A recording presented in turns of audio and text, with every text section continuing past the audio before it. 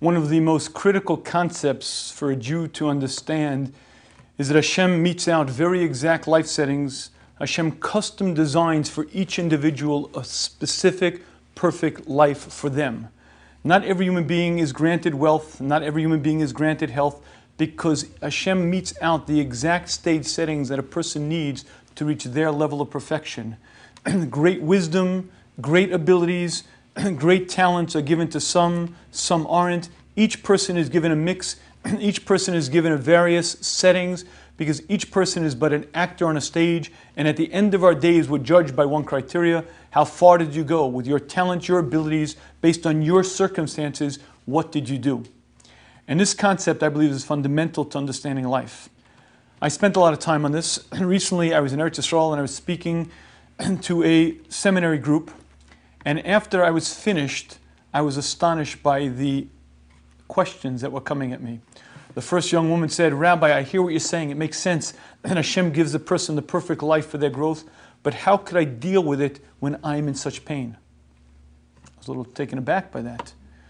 The next young woman asked almost the same question. "I hear what you're saying, but I'm in so much pain and so much suffering. How do I deal with it?" It seemed that out of the 60 young women in the room, almost 40 of them had the identical question.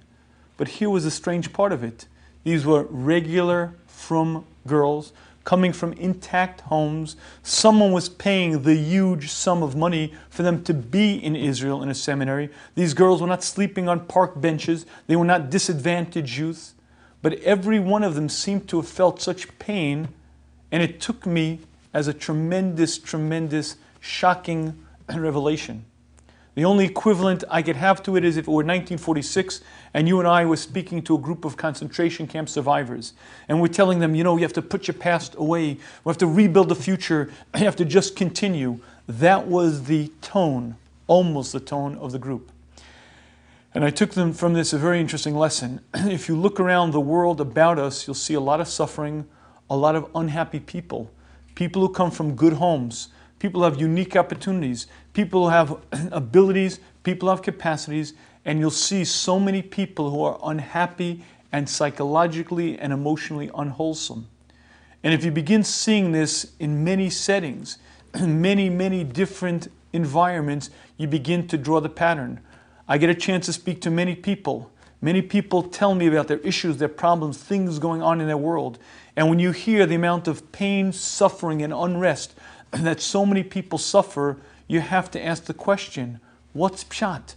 They have nice homes, beautiful children, fine jobs. What's lacking? And at a certain point, you begin to get the fabric. You begin to get the tapestry.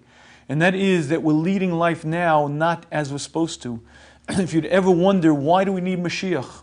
Listen, I have everything I need. I have a fine base medrash. My kids have great yeshivas. I have everything I need here. When you begin to see the pain, the suffering, the unwholesomeness of so many people, the unhappiness, you begin to realize it's been a bitter, bitter long exile. We've lost our sense of balance. We've lost our sense of what we're doing here. If a Jew is leading a life of purpose, of meaning, if a Jew is growing and accomplishing, there's a sense of joy, of happiness, then the sun shines, life is beautiful, there's a simchas achayim, and it's a beautiful, beautiful existence. But if you see so many people who are deeply, deeply unhappy, what that's indicative of is a tremendous lack of understanding. The Jewish nation, unfortunately, we've been in this exile so long that we've lost our balance, we've lost our sense of understanding, and because of that, we're not reaching great levels, we're not reaching great heights, and there's a tremendous sense of unhappiness. One of the many reasons that we need to daven for Mashiach is exactly this. And if we can't bring ourselves to understand the many other reasons, just look at the pain, look at the suffering, know and understand that instantly, in a heartbeat, it changes. All the pain, all the suffering, all of that disappears, and the Jewish nation returns to our land in joy and simcha. We serve our Creator properly, leading a life that we're supposed to lead.